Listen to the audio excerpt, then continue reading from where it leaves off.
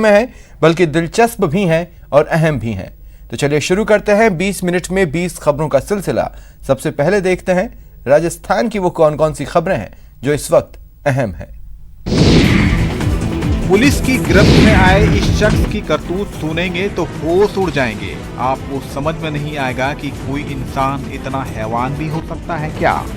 जैसलमेर के जगीरों की ढानी में रहने वाले इस शख्स ने अपने परिवार के साथ मिलकर विधवा महिला की नाक और जीभ महज इसलिए काट ली क्योंकि उसने दोबारा शादी करने से मना कर दिया था। घायल महिला का अभी जोधपुर में इलाज चल रहा है और डॉक्टरों का कहना है कि उसकी हालत बेहद गंभीर है। अब तक जो जानकारी मिली है उसके मुताबिक गुड्डी नाम की महिला के पति ने 6-7 साल पहले आत्महत्या कर ली थी। उसके बाद से आरोपी जानू खान अपने भतीजे से उस विधवा की शादी करवाना चाह रहे थे, लेकिन गुड्डी शादी को लेकर राजी नहीं हुई। मंगलवार को भी जानू खान अपने 4-5 साथियों के साथ पीड़िता के घर पहुंचा और शादी के लिए दबाव बनाने लगा, लेकिन इस बार भी गुड्डी ने शादी से मना कर दिया और इसी से नाराज होकर जानू खान ने गुड्डी के नाक और जीभ काट लिए। गुड्डी के भाई ने इस मामले में केस दर्ज कराया है, जिसके बाद पुलिस आरोपी जानू खान को गिरफ्तार कर लिया है। साथ ही पूरे मामले की जांच भी शुरू कर दी है। इस वक्त जहां लोग इस महिला की मौत पर मातम मना रहे हैं, वहां कुछ घंटे पहले कोहराम मचा था। आपसी विवाद में दो गुटों के लोग एक दूसरे की खून के प्यासे हो रहे थे और धारदार हथियार से एक दूसरे पर हमला कर रहे थे।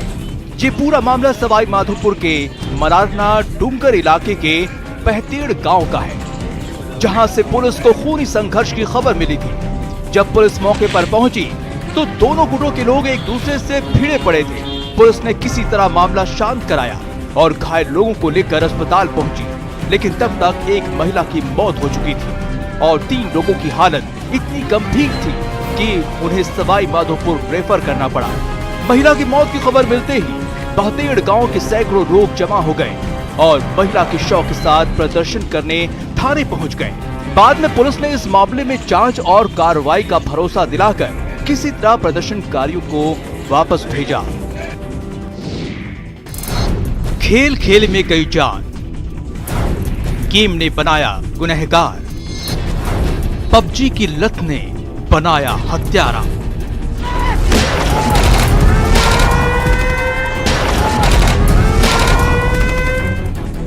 जी हां, खेल खेल में हत्या की सनसनीखेज वारदात।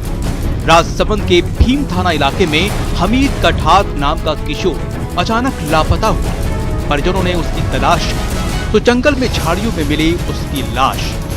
इत्तला मिलने पर पुलिस ने मौका मुआयना कर तफ्तीश शुरू की और फिर परत दर परत सबूतों को जोड़ते हुए तफ्तीश की रोशनी में हत्या की वारदात का खुलासा हो गया, जिसमें हमीद का हत्यारा कोई और नहीं बल्कि उसका ही साथी नाबालिग किशोर ने उसकी हत्या की थी और अपने गुनाहों पर पर्दा डालने के लिए उसने हमीद का शव झाड़ियों के पीछे छिपा दिया था।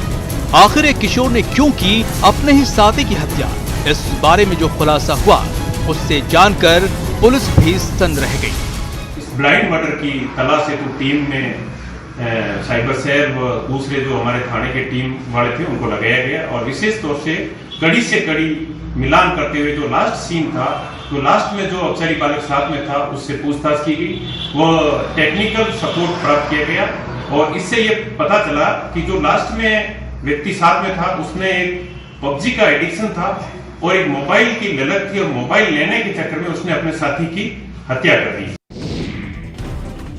पुलिया के बीचों बीच पलटा ये ट्रक और आस-पास बिखरा टमाटर देख यहाँ से गुजर रहा हर शख्स मंगलवार की रात हैरान था और बुधवार को सुबह तक यहाँ से न तो इस ट्रक और उससे बाहर निकल आए सैकड़ों किलो टमाटर को समेटा जा सका था।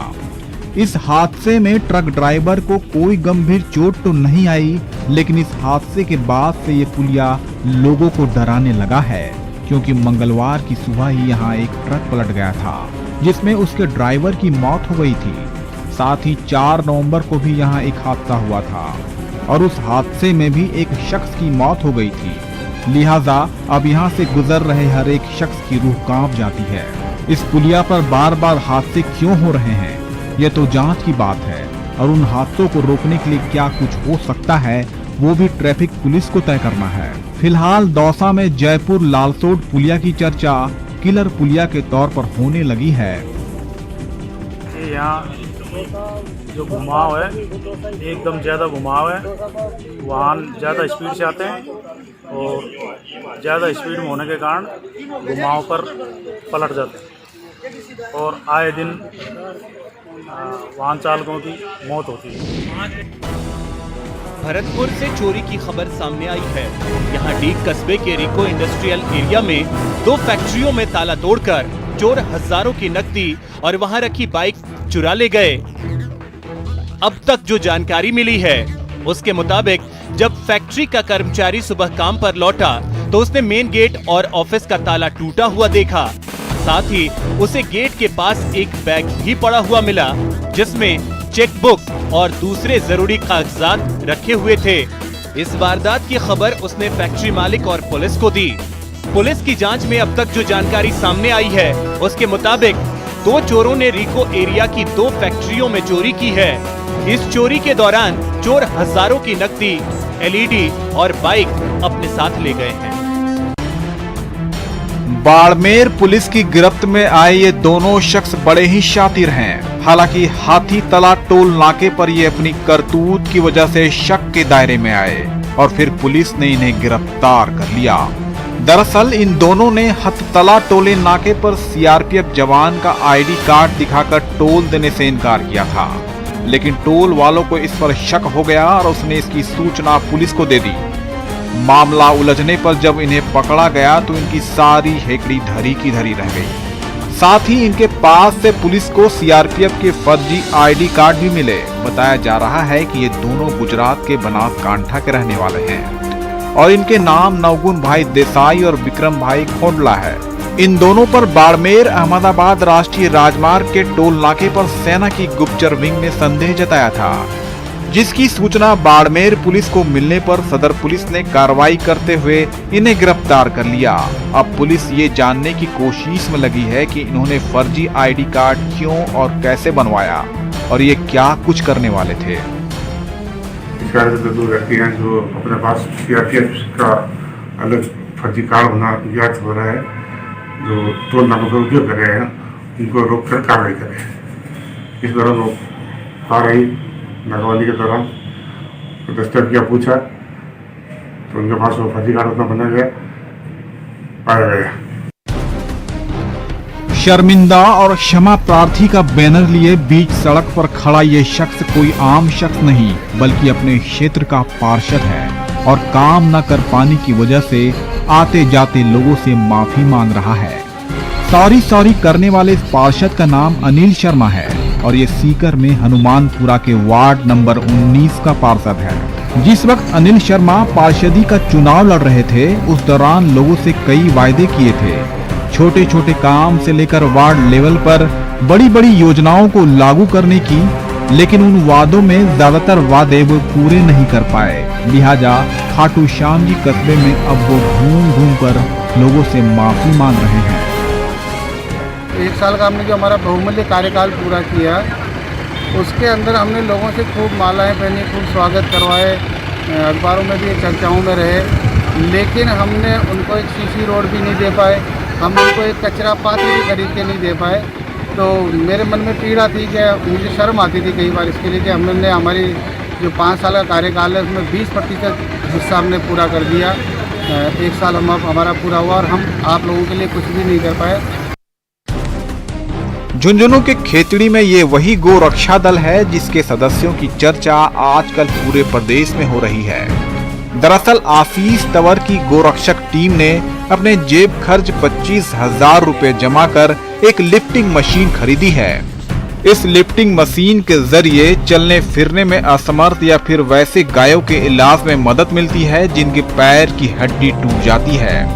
आपको बता दें, खेतड़ी में लिफ्टिंग मशीन नहीं होने की वजह से पहले गायों को इलाज के लिए नारनौल ले जाना पड़ता था, जिसमें गायों को बेशुमार दर्द तो होता ही था, साथ ही उन्हें ले जाने वालों को भी भारी परेशानी का सामना करना पड़ता था। इस परेशानी से बचने और गायों का दर्द कम करने के लिए आशीष तंवर ने लिफ्टिंग मशीन खरीदने का फैसला किया।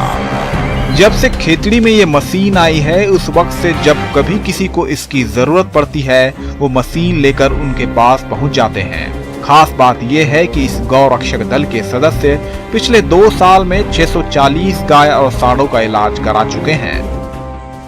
लिफ्टर मशीन लेके आए हैं। जो पशु असहाय हो जाते हैं, उठ नहीं पाते हैं कमजोरी के कारण या फिर पैर वगैरह फ्रैक्चर होने के कारण, उनके लिए 25,000 की लागत से आज ये मशीन गोरक्षा दल द्वारा लाई गई है, जिसमें मेरे सभी साथियों ने सहयोग दिया है।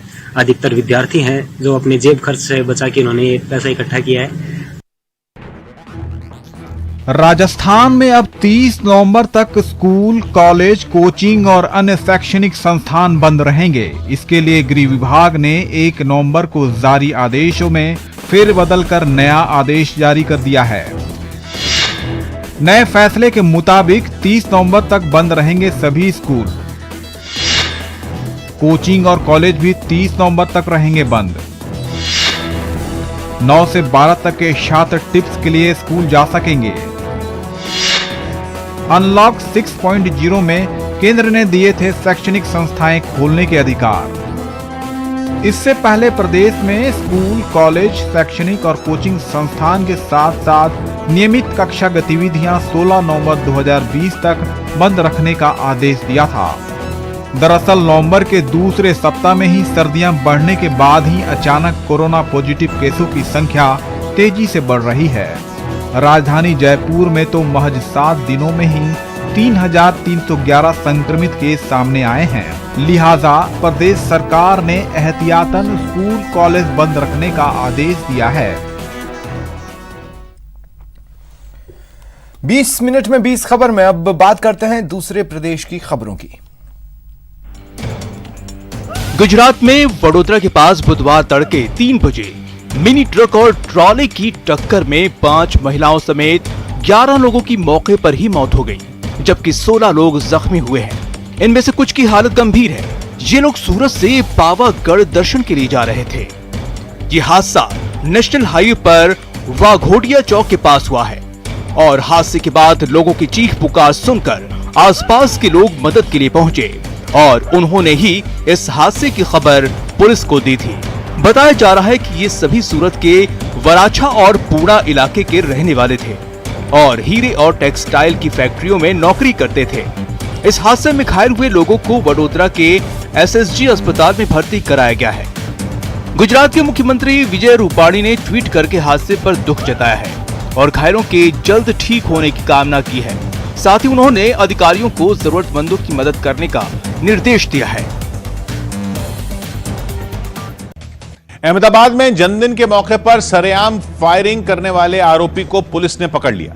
मामला उस समय सामने आया जब गिरफ्तार हुए शख्स के जन्मदिन का वीडियो वायरल हुआ, जिसमें वो सड़क पर एक तलवार से केक काटता दिखा, जिसके बाद वो फायरिंग करता भी नजर आया।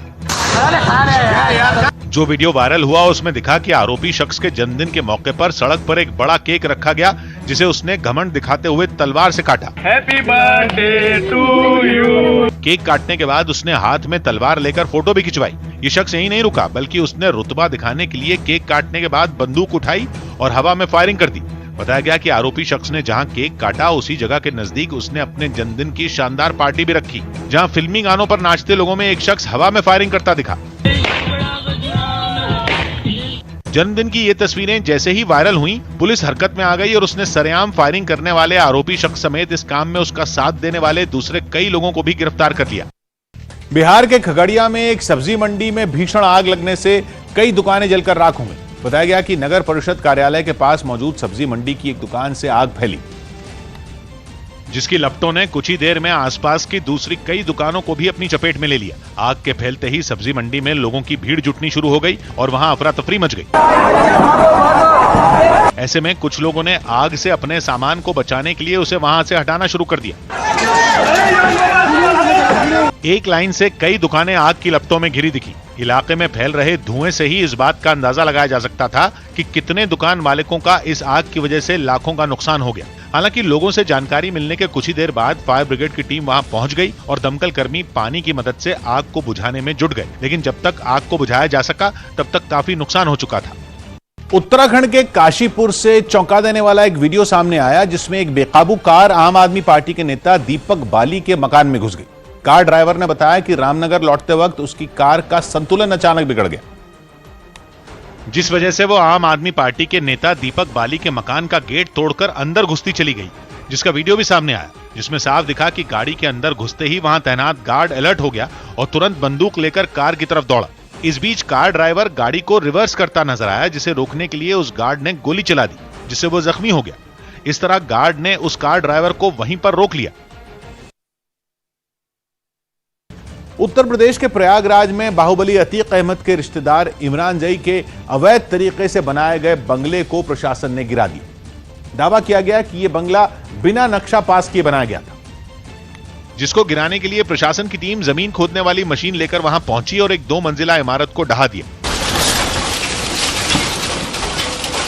इमारत के दूसरे हिस्सों में भी कई कर्मचारी मशीनों की मदद से तोड़फोड़ करते नजर आए।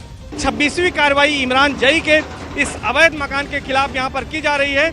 इससे पहले प्रशासन के अधिकारी भारी पुलिस बल के साथ वहां पहुंचे और बंगले को खाली करवाने की कार्रवाई में जुट गए। साथ ही वहां रहने वाले लोगों को भी इसकी जानकारी दी गई, जिसके बाद कुछ लोग बंगले के अंदर रखा सामान बाहर निकालते हुए दिखाई दिए। हालांकि कुछ महिलाओं ने प्रशासन की इस कार्रवाई का विरोध किया।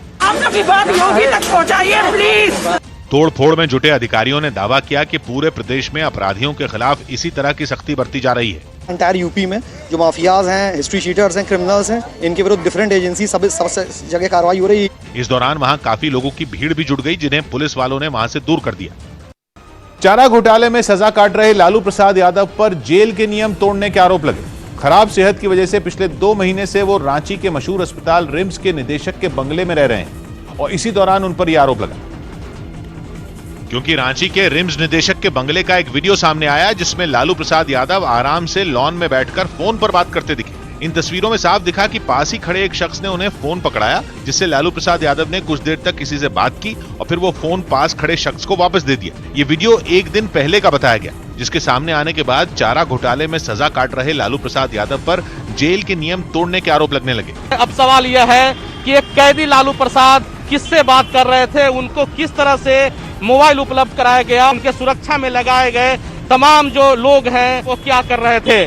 ये तस्वीरें सामने आते ही आरजेडी के विरोधियों ने इस मामले को हाथों हाथ लिया और झारखंड की सोरेन सरकार को घेर लिया। बिल्कुल साफ है कि झारखंड के हेमंत सोरेन सरकार की लोकतांत्रिक मूल्यों में कोई न रुचि है न उनका भरोसा है। वहीं इस मामले के सामने आने के बाद रिम्स के निदेशक ने भरोसा दिया कि वो इस बारे में जानकारी जुटाएंगे। क्या है, अगर हमें जानकारी लेनी होगी तो मैं फिर उसकी समीक्षा करके लूंगा। करीब 2 महीने पहले लालू प्रसाद यादव को रिम्स के पेइंग वार्ड से वहां के निदेशक के बंगले में शिफ्ट किया गया था और तब से वो वहीं पर रह रहे हैं। नौबत ये आ गई है कि इस वजह से रिम्स के नवनियुक्त निदेशक को गेस्ट हाउस में रहना पड़ रहा है। प्रधानमंत्री नरेंद्र मोदी ने ब्रिक्स के वर्चुअल सम्मेलन में हिस्सा लिया, जिसमें उन्होंने संयुक्त राष्ट्र सुरक्षा परिषद में बदलाव का मुद्दा उठाया और बिना नाम लिए आतंकवाद के मसले पर पाकिस्तान पर हमला बोला। आतंकवाद आज विश्व के सामने सबसे बड़ी समस्या है। हमें यह सुनिश्चित करना होगा कि आतंकवादियों को समर्थन और सहायता देने वाले देशों को भी दोषी ठहराया जाए और इस समस्या का संगठित तरीके से मुकाबला किया जाए। जम्मू कश्मीर के मैदानी इलाकों में मौसम साफ होने के बाद कई अहम रास्तों को खोल दिया गया, लेकिन पहाड़ों पर बर्फबारी अब भी नहीं थमी। गुलमर्ग समेत कश्मीर के ज्यादातर पहाड़ी इलाकों में अब भी बर्फ की मोटी चादर जमी दिखी, जिसे देखने के लिए खास तौर पर सैलानी जम्मू कश्मीर पहुंचते हैं। गुलमर्ग पूरी तरह बर्फ की मोटी चादर से ढका हुआ दिखा। चिनार के पेड़ों से लेकर होटल और घरों की छतों तक सब कुछ सफेद रंग का दिखने लगा। हल्की धूप खिलने के बाद नजारा और भी खूबसूरत हो गया। एक्चुअली इट इज हेवन और विंटर्स में गुलमर्ग ज्यादा अच्छा लगता है। सीजन की ये पहली बर्फबारी टूरिज्म के लिहाज से पूरे जम्मू कश्मीर के लिए बेहद अहम है। दुनिया की बेस्ट डेस्टिनेशंस में से एक है और जब यहाँ पे बर्फबारी के बाद धूप निकलती है तो उसके बाद ये भरपूर नजारे दिखते हैं। हालांकि धूप खिलने के बाद मैदानी इलाकों में हालात कुछ बेहतर हो गए। जम्मू श्रीनगर हाईवे को आंशिक रूप से खोल दिया गया। जम्मू श्रीनगर नेशनल हाईवे कल पूरा दिन बंद रहा था, आज हालांकि पार्शियली तौर पर खोला गया है। हालांकि पूरी तरह रास्ते खुलने में अभी और वक्त लग सकता है, क्योंकि राजौरी समेत कई जगहों पर अभी तक बर्फ मुसीबत बनी हुई है, जिसे हटाने का काम जोरों पर है।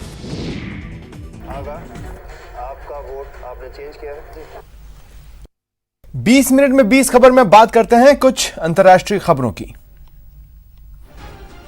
यूरोप के देश बेलारूस में राष्ट्रपति के खिलाफ प्रदर्शन कर रहे 1000 से ज्यादा लोगों को हिरासत में ले लिया गया। वहां चुनावों में धांधली के आरोपों के बाद से ही राष्ट्रपति के इस्तीफे की मांग हो रही है, लेकिन पुलिस इन प्रदर्शनों को ताकत के जोर पर कुचलने में जुटी और उसका यही रूप एक बार फिर राजधानी मिन्स्क में दिखाई दिया, जहां पुलिस ने राष्ट्रपति के खिलाफ प्रदर्शन कर रहे लोगों पर आंसू गैस के गोले दागने शुरू कर दिए। यही नहीं, पुलिस ने भीड़ को तितर-बितर करने के लिए खास तरह के बम का भी इस्तेमाल किया। सड़क के जिस हिस्से में बड़ी तादाद में प्रदर्शनकारी इकट्ठा थे, वहां अचानक एक जोरदार धमाके की आवाज सुनाई दी। धमाके के बाद लोग इधर उधर भागने लगे, लेकिन पुलिस ने लोगों को वहां भी नहीं छोड़ा। भाग रहे लोगों पर जमकर लाठियां बरसाई गईं। सामने आई तस्वीरों में पुलिस वाले प्रदर्शनकारियों को बेरहमी से पीटते दिखाई दिए। इस प्रदर्शन के दौरान 1000 से ज्यादा लोगों को हिरासत में ले लिया गया, जिनमें कई पत्रकार भी शामिल हैं। मध्य अमेरिकी देश निकारागुआ में आए ताकतवर तूफान ने वहां जमकर तबाही मचाई। वहां 2 हफ्तों के भीतर आने वाला ये दूसरा बड़ा तूफान, जिसने निकारागुआ को दोहरी मुसीबत में डाल दिया। 250 किलोमीटर प्रति घंटा से भी तेज चलने वाली हवाओं ने कई इलाकों को तहस नहस कर दिया। तूफान की चपेट में आकर कई इमारतों की छतें उड़ गईं। आयोटा नाम के इस तूफान का एक डरा देने वाला वीडियो भी सामने आया। वहां एक बड़ी इमारत की छत देखते ही देखते हवा में उड़ गई। कई मकान बर्बाद हो गए, कुछ इलाके तो मलबे के ढेर में तब्दील हो गए। तूफान के बाद समंदर का पानी रिहायशी इलाकों में घुस गया। इस तूफान ने सैकड़ों लोगों को बेघर कर दिया। पहले ही मुसीबत की मार झेल रहे लोगों को बचाने के लिए सेना उतारनी पड़ गई। बेघर लोगों को सेना के ट्रकों में लाद कर राहत शिविरों में पहुंचाया गया। इससे कुछ दिन पहले ही वहां एटा तूफान ने भी भारी तबाही मचाई थी, जिसमें 130 लोगों की मौत हो गई थी। गहने बनाने वाली इजराइल की एक कंपनी ने कोरोना काल में हीरों से जड़ा एक ऐसा मास्क बनाया है जिसकी कीमत $15 लाख यानी भारतीय रुपयों में करीब 11 करोड़ 17 लाख है। दावा है कि यह दुनिया का सबसे महंगा मास्क है, जो 250 ग्राम 18 कैरेट सोने से बना है। 3 महीने से भी ज्यादा वक्त में बनकर तैयार हुए इस मास्क पर 3600 से भी ज्यादा सफेद और काले हीरे जड़े हुए हैं। ये फेस मास्क एक बेशकीमती गहना है, लेकिन ऐसा भी नहीं है कि ये बस लोगों को दिखाने के लिए ही बनाया गया है। दावा है कि ये कोरोना वायरस से भी बचाएगा। इसके लिए इसके अंदर N99 मास्क डालने के लिए खास जगह भी दी गई है। ये मास्क अमेरिका में रहने वाले एक कारोबारी के खास ऑर्डर पर बना है, जो कि गहने बनाने वाली कंपनी का पुराना खरीदार है। बताया गया कि कारोबारी ने मास्क बनाने का ऑर्डर भी इसलिए दिया ताकि कोरोना काल में कंपनी की दुकान चलती रहे।